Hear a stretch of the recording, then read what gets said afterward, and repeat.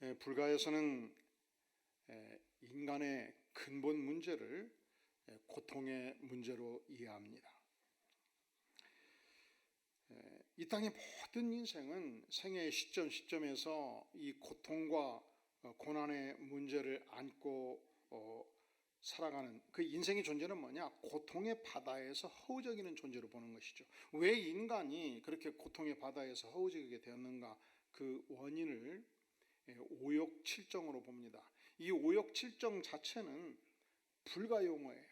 우리 안에 각종 욕망들이 덕지덕지 붙어있기 때문에 그로 말미암아서 우리가 고통의 바다에서 헤맨다는 것이죠. 이 티베트의 고승이었던 켄포 소달지는 그의 책 괴로움이야말로 인생이다. 책 제목도 참 그렇죠. 괴로움이야말로 뭐라고요? 인생이다. 여기에서 이런 말들을 남깁니다. 모든 인간들은 무사 안녕 만사 형통의 삶을 간절히 소망한다. 하지만 무사 안녕 만사 형통의 삶은 실제로는 불가능하다.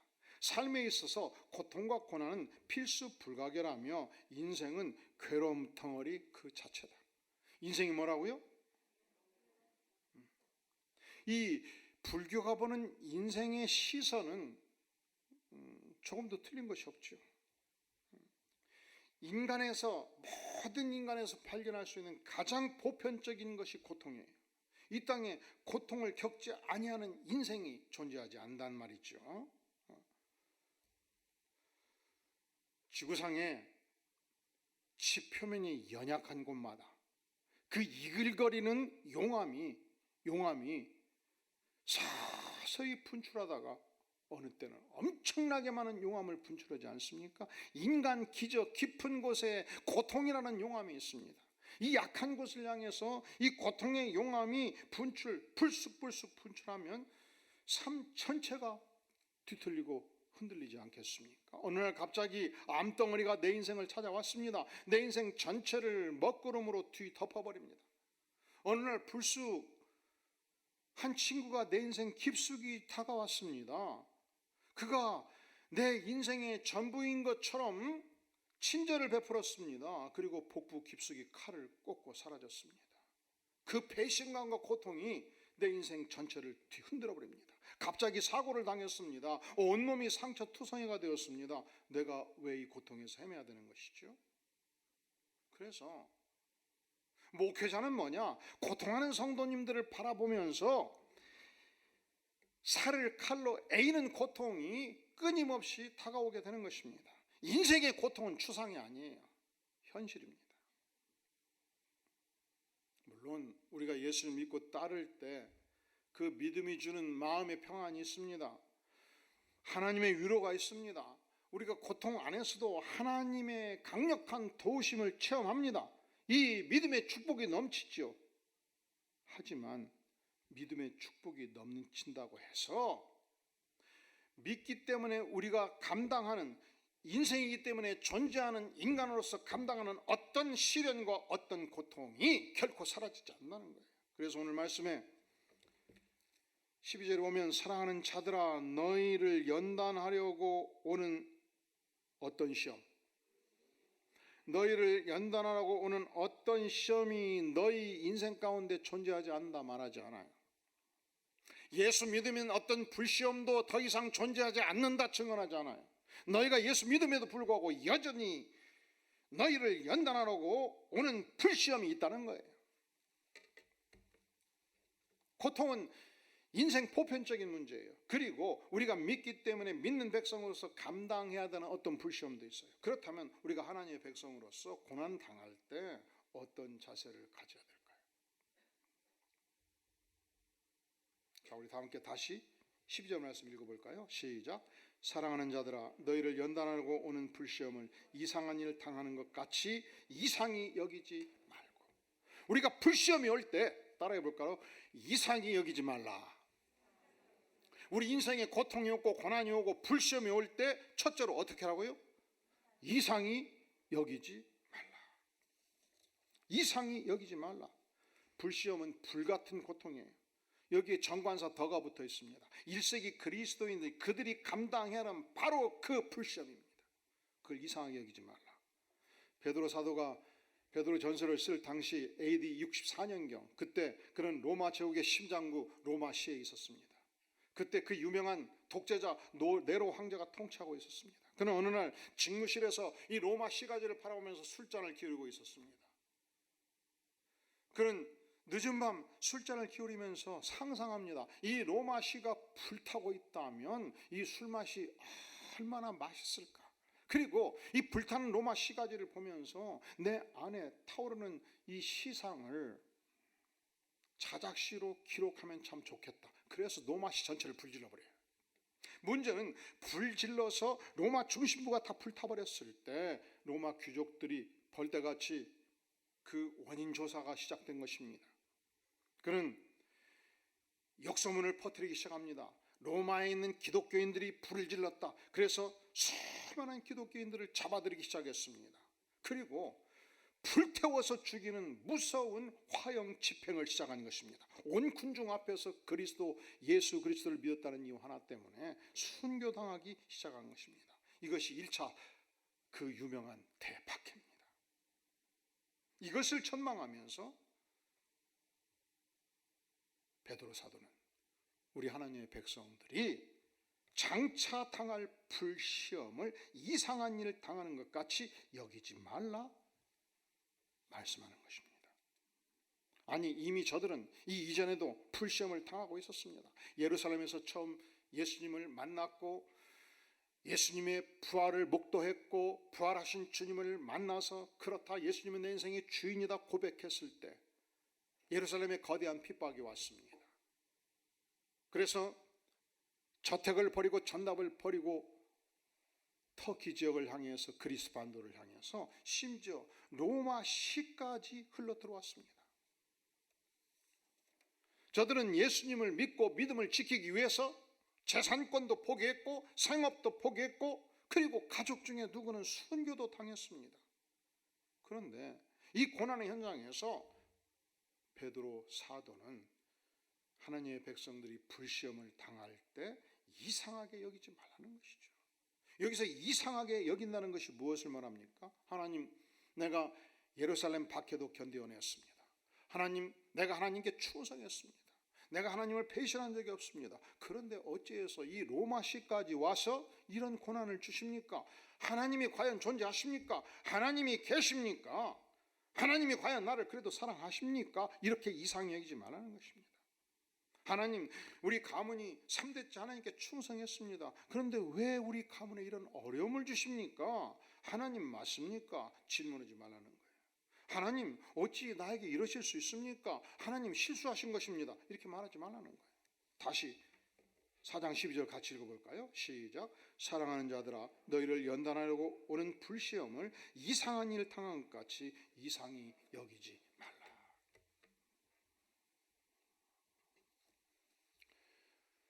아브라함이 갈대아 우르에서 선조들이 충성하며 살아왔을 그때의 어느 날 하나님이 나타납니다.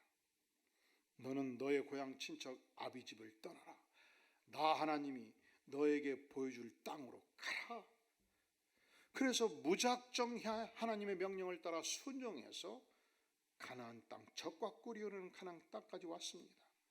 그가 99세가 되었습니다. 하나님께 충성했습니다. 하나님이 나타났습니다. 내가 너에게 아들을 주리라. 이미 아브라함과 사라는 아기를 가질 수 있는 형편이 안 되었습니다.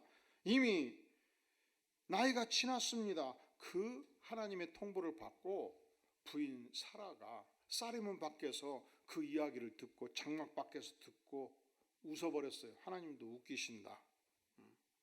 너 웃었지? 하나님 물었어요. 아닙니다. 너 웃었어. 그리고서 하나님께서 반드시 아들을 줄 건데 아들의 이름을 무엇으로 하라? 자, 이삭이 무슨 뜻일까요? 이삭. 따라해 볼까요? 웃기신다. 이삭이 무슨 뜻이라고요? 웃기신다.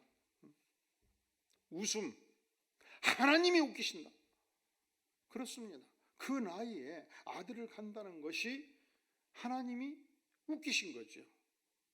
그런데 아들을 낳고 보니까 쪽같이 귀한 아들이었습니다. 너무 사랑스러운 아들이었습니다.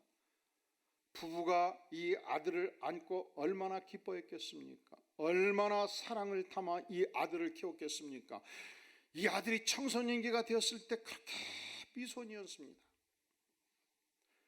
사색이 깊은 아들이었습니다. 생각이 깊은 아들이었습니다. 그런데 어느 날 하나님께서 나타나셨습니다. 하나님께서 말씀하셨습니다. 아브라함아, 너의 아들 이삭을 데리고 모리아 산으로 가서 번제로 바쳐라. 뭐라고요? 번제로 바쳐라. 청천벽력이었습니다. 이것이야말로 불시험이 아니었겠습니까? 얼마나 큰 시험입니까? 하나님, 아들을 주시지를 말든지 주실 때는 언제고 바치라고 할 때는 또 언제입니까? 이렇게 이상하게 생각하지 아니했습니다. 아브라함은 몸종들을 동원해서 번제의 나무를 준비를 했습니다. 다음날 새벽 일찍 일어나서 몸종 둘을 앞장 세우고 번제 나무를 등짐지고 아들을 앞장 세우고 사흘 밤낮 모리아산을 향해서 간 것입니다. 모리아산 중턱에 이르렀을 때 산 정상에서 나무판 깔고 아들 눕혀놓고 칼을 들면 나는 노인이고 이 젊은 장정 둘이서 과연 나를 용납할 수 있겠는가? 나를 만류하지 않고서 아들을 번제로 바쳤는데 이 몸종 둘이 지상으로 내려가면 이 여인 사라가 이 몸종 둘을 살려둘 것인가? 그래서 아브라함이 명합니다. 얘들아, 너희 둘은 이 산 중턱에서 조용히 쉬고 있거라. 등짐은 아들이 지어라. 우리가 하나님을 예배하러 가겠노라. 무엇을 말합니까? 그는 이 고난의 때, 이 불시험의 때에 하나님께 순종하되 철저하게 순종하기로 작정한 것입니다. 그가 나무판을 깔았습니다. 산 정상에서 아들을 눕혔습니다. 칼을 높이 들었습니다. 하나님께 바칩니다. 그때 하늘의 음성이 들렸습니다. 아브라함아, 멈추어라. 손대지 말라. 아무 일도 하지 말라. 그리고 주께서 말씀하십니다. 너가 너의 아들 너의 독자까지도 내게 아끼지 아니하였으니 내가 이제야 너가 하나님을 경외하는 줄을 아노라.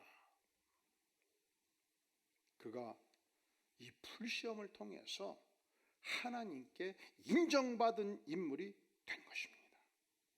고난 당할 때, 우리 인생에 고통이 임할 때 어찌할꼬? 첫째로 이상히 여기지 말라 말씀하십니다. 두 번째로 우리가 고난을 당할 때 어찌할꼬? 우리 다 함께 19절 말씀 같이 봉독해 볼까요? 시작. 그러므로 하나님의 뜻대로 고난을 받는 자들은 또한 선을 행하는 가운데 그 영혼을 미쁘신 창조주께 의탁할지어다. 하나님의 뜻대로 고난을 받을 때 그 영혼을 어떻게 하라고요?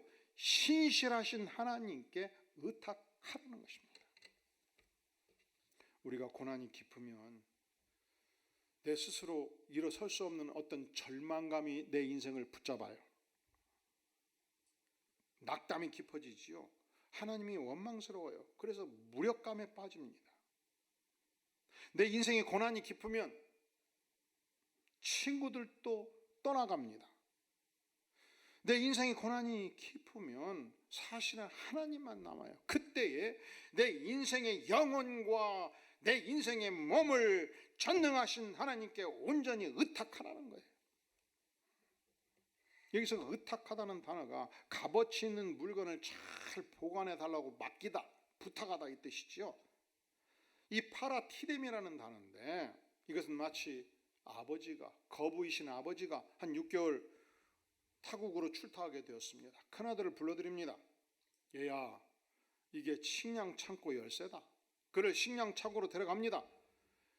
이 벼 집단은 어떻게 관리하고 이곳은 습기가 높은 곳이니 이렇게 선풍기를 대고 여기는 이렇게 모든 식량 창고의 형편을 설명하고 열쇠를 넘깁니다.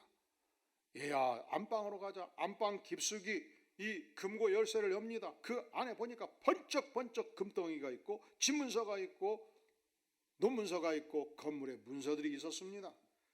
하나하나 설명하고 너가 집안일을 잘 간수하고 관리하거라 하고 출타를 하게 되었을 때, 그때 큰아들을 향해서 열쇠를 다 맡겼을 때 이때 썼던 단어 파라티데메라는 단어입니다. 우리가 고난을 당할 때 우리 인생이 해야 될 가장 중요한 조처가 뭐냐? 내 인생 전체를, 내 몸 전체를 하나님께, 하나님 내 영혼과 내 몸을 맡아주시옵소서 하고 보관하고 맡겨버리는 것입니다. 왜냐하면 고난 당할 때 내 스스로 내 인생의 영혼과 내 몸을 어떻게 관리하기가 쉽지가 않잖아요. 하나님께 맡겨버리면 쉬워요. 세 번째로, 우리가 인생의 고난을 당할 때 과연 어떤 자세를 취해야 될 것이냐? 13절 같이 한번 읽어볼까요? 시작. 오히려 너희가 그리스도의 고난에 참여하는 것으로 즐거워하라. 이는 그의 영광을 나타내실 때 너희로 즐거워하고 기뻐하게 하려 함이라. 오히려 너희가 그리스도의 고난에 참여하는 것으로 어떻게 하라? 왜냐하면 영광을 나타내실 때 너희로 즐거워하고 기뻐하게 하려 함이라. 너희가 고난을 받을 때 따라해 볼까요? 즐거워하고 기뻐하라. 이것이 기독교 최대의 역설입니다. 왜냐하면 이 땅의 모든 인생은 고난 당할 때 슬프지요.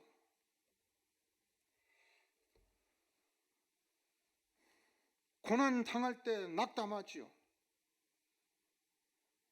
고난 당할 때 울지요. 고난 당할 때 절망하지요. 그런데 우리 주님께서는 고난 당할 때 어떻게 하라고요? 즐거워하라, 기뻐하라. 이 기독교의 위대한 역설입니다. 그럼 우리가 묻지요. 하나님, 이 깊은 고난의 현장에서 내가 과연 어떻게 기뻐할 수 있습니까? 어떻게 즐거워할 수 있습니까? 이것은 불가능합니다. 아니다. 가능하다. 너가 고난 속에서 기뻐할 수 있다. 첫째로, 왜 우리는 고난 속에서 기뻐할 수 있는가? 13절, 오히려 너희가 그리스도의 고난에 어떻게 하는 것으로? 고난에 어떻게 하는 것으로? 참여하는 것으로. 우리는 인생이 승승장구할 때 그리스도의 고난에 참여하는 것은 불가능해요. 예수님께서 나 같은 죄를 위해서 죄 없으신 주님이 그 많은 채찍에 맞으시고 온몸에 물과 피를 흘리면서 죽어가는 그 고난에 내 인생이 승승장구하는데 어떻게 쉽게 동참합니까? 어려워요. 그런데 내 고난이 깊으면요, 압니다. 창조주 하나님이, 주권자이신 하나님이, 그 위대하신 권세자 하나님이 나 같은 죄인을 위해서 온몸에 채찍에 맞으시고 갈기갈기 찢기면서 고난 당하셨구나. 내가 이 고난에 동참하는 것이 영광이구나. 어찌 죄 많은 인생의 피조물이 그리스도의 고난에 감히 동참할 수 있단 말인가? 그래서 우리는 기뻐하는 것입니다. 고난은 기분 나쁘지요, 고통스럽지요, 슬프지요, 아리지요, 아프지요, 힘들어요. 그런데 이 고난을 통과하면서 전능하신 하나님의 아들 예수 그리스도의 고난에 죄 많은 인생에 참여하는 것입니다. 얼마나 영광스러운 일입니까? 그래서 기뻐하라는 거예요. 고난 중에 과연 어떻게 기뻐할 수 있는가? 두 번째, 내가 고난받을 때 고난받으신 예수님의 심정을 이해하게 돼요. 죄 없으신 전능하신 하나님이 고난받을 때 얼마나 억울하셨을까?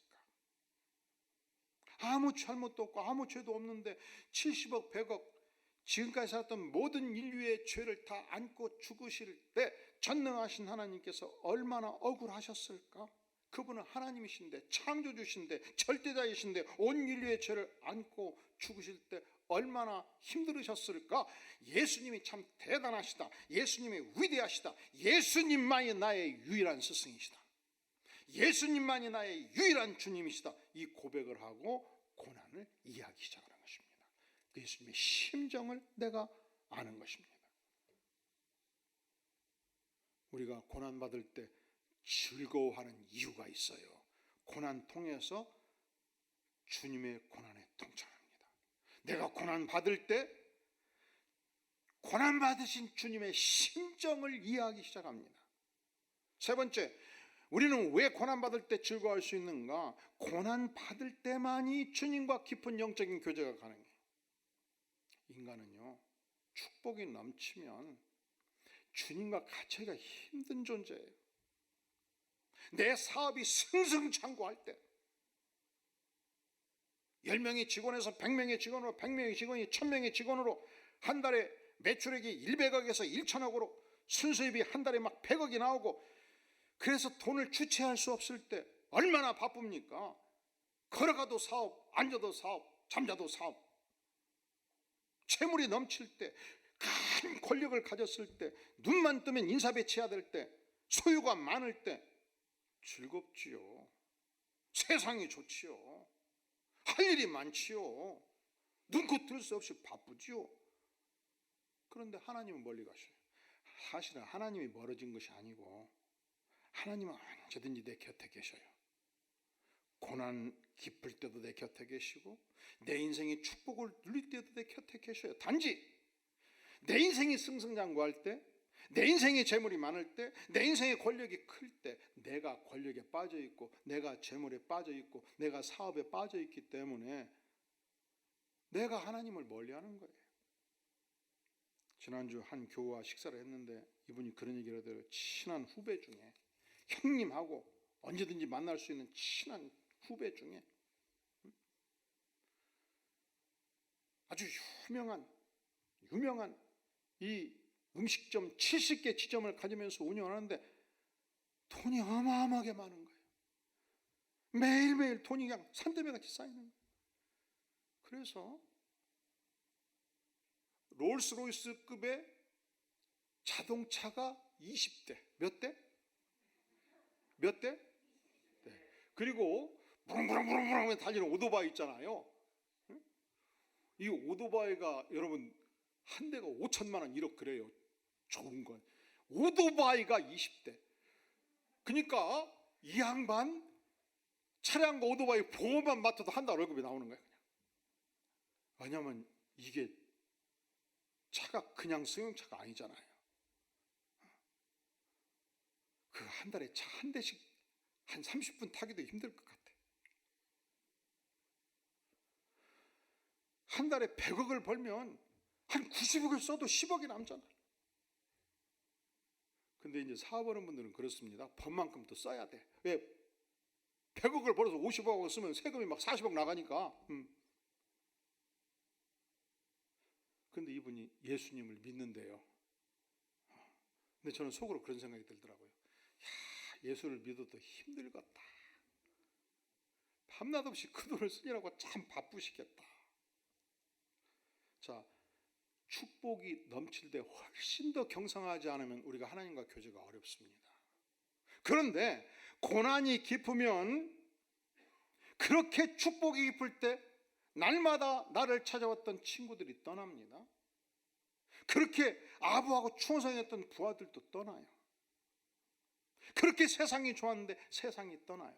고난이 깊으면 세상의 친구도 떠나고 세상의 즐거움도 떠나고, 고난이 깊으면 오직 하나님 한 분 내 곁에 남습니다. 그래서 우리는 이 고난 속에서 주님과 깊은 영적 교제를 나누게 되지 않겠습니까? 해럴드 보슬레이는 말합니다. 고난 속에서 사람은 진정으로 기도를 배운다. 언제 우리가 기도를 배운다고요? 독일의 유명한 문호 괴테는 말합니다. 눈물 젖은 빵을 먹어본 경험이 없고 자기 침대에서 울면서 고통스러운 시간을 가져본 경험이 없는 사람은 하늘의 능력을 모르는 사람이다. 고난을 통과할 때 하나님을 만나고 하늘의 능력을 안다는 거예요. 유명한 어린이 교육가였던 페스탈로치는 말합니다. 고난과 눈물이 나를 높은 예지의 세계로 이끌었다. 그리고 오늘 14절에서 이렇게 말씀합니다. 너희가 그리스도 이름으로 이 치욕의 고통을 당하면 어떤 자라고요? 복 있는 자로다. 치욕의 고통을 당할 때 영광의 영, 하나님의 영, 성령이 임한다는 거예요.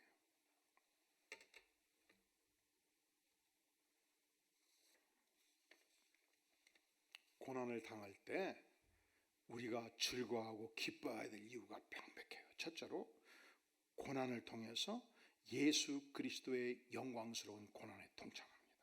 고난을 통해서 고난 당하신 주님의 심정을 이해하게 됩니다. 고난을 통해서 우리는 살아계신 예수님과 영적 교제를 깊이 나누게 됩니다. 마지막으로 왜 우리는 고난 당할 때 기뻐할 수 있는가? 고난을 통해서, 고난을 통과한 자만이 그리스도의 영광에 동참하게 되는 것입니다. 서양 경어에 no cross, no crown이라는 말이 있죠. 십자가 없이 영광의 면류관 없다. 십자가의 고통 없이 부활의 영광이 없다. 이 땅의 모든 사람은 십자가 없는 영광을 원하지요. 십자가 없는 축복을 원하지요. 십자가 없는 번영을 원합니다.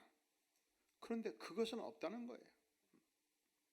그런 거로 이 땅의 모든 인생은 예수 그리스도를 따르는 하나님의 제자들은 고난의 강을 반드시 건너야 될 것이며 고통의 산을 넘어가야 되는 것입니다. 우리 주님도 고통의 십자가를 지고 가셨기 때문에 부활의 영광을 맛보셨습니다. 신구약 성경에서 가장 예수님을 닮은 인물로 요셉을 첨가합니다. 요셉 생애의 전반부는 고난에 찬 삶이었습니다. 그는 아버지께 충성했고 형들께 충성했습니다. 청소년기 얘야 아버지가 명합니다. 형들 고생하는데 새참 음식을 좀 전달해 주라. 그래서 요셉이 그 새참 음식을 들고 산 건너 물 건너 형님들을 찾아서 드디어 만났습니다. 그때 형님들이 구더기를 팠습니다. 형님들이 10명이 회의를 해서 저 녀석 요셉을 죽이기로 작정하고 구더기에 집어넣습니다. 그때 한 형님이 말합니다. 쟤를 죽이면 우리에게 남는 것이 아무것도 없지 않느냐. 노예로 팔아버리자. 그러면 한 50만 원 받고 우리가 오늘 밤 띵까 맛있는 음식 먹고 잔치를 벌일 수 있지 않겠는가. 그래서 약대상들에게 노예로 팔아넘겼습니다. 문제는 요셉이 아버지께 충성했고 형님들께 충성했는데 이 형들이 나를 죽이려고 했던 모든 모의를 두 귀로 들었습니다. 두 눈으로 보았습니다.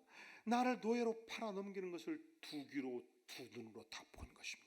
얼마나 큰 비극입니까? 얼마나 큰 고통입니까? 그는 애굽의 장수 보디발의 집에 노예로 팔려갔습니다. 그가 주인 대신 보디발을 향해서 충성을 다했습니다. 그런데 이 못된 여인의 모함을 받고서 감옥에 갇히게 된 것입니다. 보디발의 집에 충성을 다했는데 결과는 감옥이었습니다. 고난의 찬 세월이었습니다. 그가 감옥에서도 간수에게 충성을 다했습니다.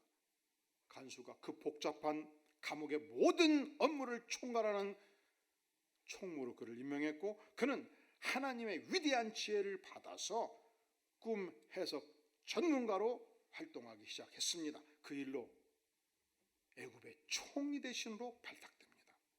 그는 7년의 풍년을 겪으면서 장차 그 이후 7년의 흉년을 전망하면서 애굽 전역을 식량 착고로 만들었습니다. 그 결과 7년의 흉년 기간 동안 애굽의 모든 백성들을 먹여 살렸고 심지어 팔레스타인의 모든 백성들을 먹여 살리는 식량 공급처의 역할을 감당하게 된 것입니다.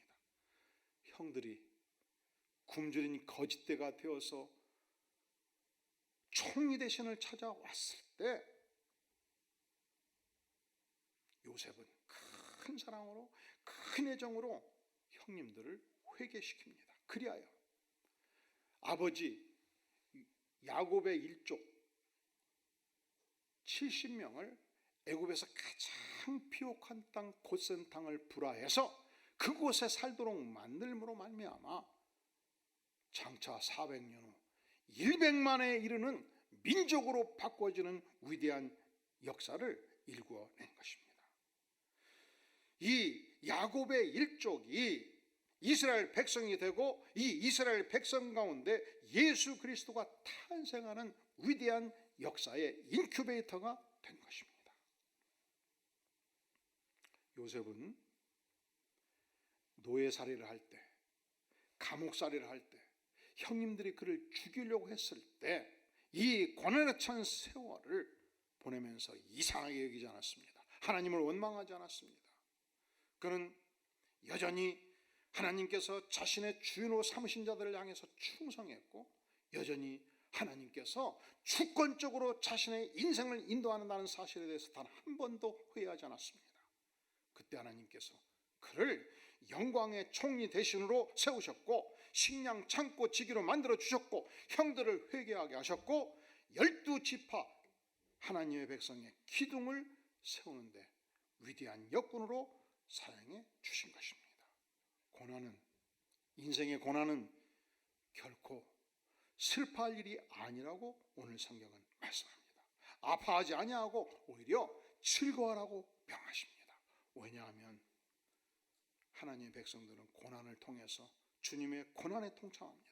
왜냐하면 하나님의 백성들은 고난을 통해서 주님과 깊은 교제를 나눕니다. 하나님의 백성들은 고난을 통과함으로 하나님이 보여주시는 영광의 세계를 향해서 입성할 수 있기 때문에 그렇습니다. 다 함께 머리 숙여 기도합니다. 영광의 주님, 우리 생애에 들이온 이 고난의 문 앞에서 망설이지 아니하겠습니다. 하나님께서 인도하시는 세계를 향해서 순종하며 하나님께서 우리에게 열어주시는 영광의 세계를 향해서 전진하는 위대한 백성 되기를 구하오니, 전능하신 하나님, 오늘도 백성들의 삶 속에 좌정하시며 성령의 기름 부음으로 넘치게 임하여 주시옵소서. 예수님의 이름으로 간절히 기도하옵나이다. 아멘.